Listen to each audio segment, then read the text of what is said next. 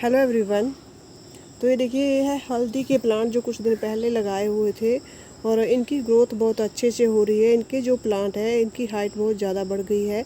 कम से कम 4 से 5 फुट के प्लांट हो गए हैं। बहुत ही ज़्यादा घने भी हो गए हैं, क्योंकि हल्दी के एक ही जो इसकी कंद होता है, एक ही कंद से 2-2, 3-3 प्लांट्स उगाते हैं।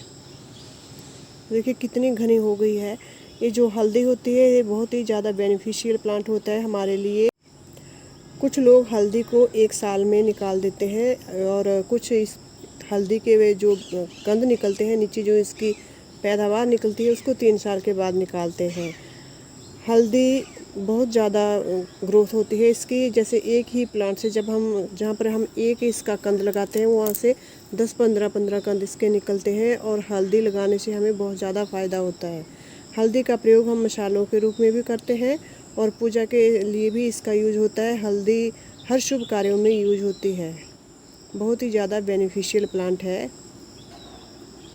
प्लांट तो काफ़ी बड़े बड़े हो गए हैं, लेकिन जब इसके जो पत्तियां हैं वो खुद ही सूख कर पीली होने लग जाएंगी, सूख कर गिरने लग जाएंगी, तब हमने इसकी हल्दी जो है निकालनी होती है। चाहे 1 साल के बाद निकालें, अगर 1 साल के बाद नहीं निकालनी हो तो नेक्स्ट ईयर ही अपने आप ही इसमें ग्रोथ हो जाती है, अपने आप ही इसमें जो प्लांट है उगाते हैं। और जब दूसरे साल के एंड में, तीसरा साल जब चल पड़ता है, तब हमें इसमें जो कंद निकलते हैं वो निकालने चाहिए, इसकी पैदावार निकालनी चाहिए। देखिए बहुत ज़्यादा पैदावार होती है हल्दी की। इस प्लांट की हमें ज़्यादा केयर नहीं करनी पड़ती है। जो हल्दी होती है, जब हम इसको लगाते हैं, इसके कंद को मिट्टी में दबाते हैं, तब इसमें हम काफ़ी ज़्यादा कंपोस्ट मिला देते हैं।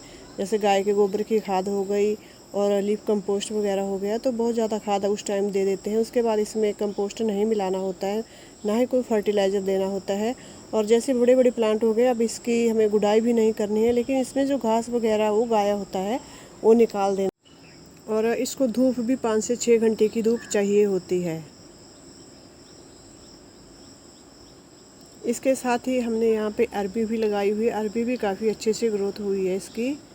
अरबी के पत्तों की भी सब्ज़ी बनाई जाती है और इसके जो डंठल होते हैं इनकी भी सब्ज़ी बनाई जाती है। जो इसके डंठल होते हैं तो इनकी भी सब्ज़ी बनती है। और इसके नीचे जो कंद लगे हुए होते हैं अरबी के, उनकी भी सब्ज़ी बनाई जाती है। तो ये जो अरबी के प्लांट होते हैं, अरबी, ये भी बहुत ज़्यादा हमें फ़ायदा देती है। ये भी ज़रूर लगानी चाहिए। अरबी के साथ साथ हमने यहाँ पे अदरक भी लगाया हुआ है।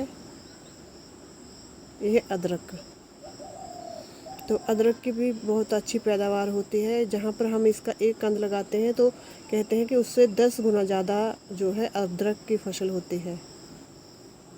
लेकिन अदरक की जो है हमें बार बार गुड़ाई भी करते रहना चाहिए, उसमें कंपोस्ट भी देते रहना चाहिए।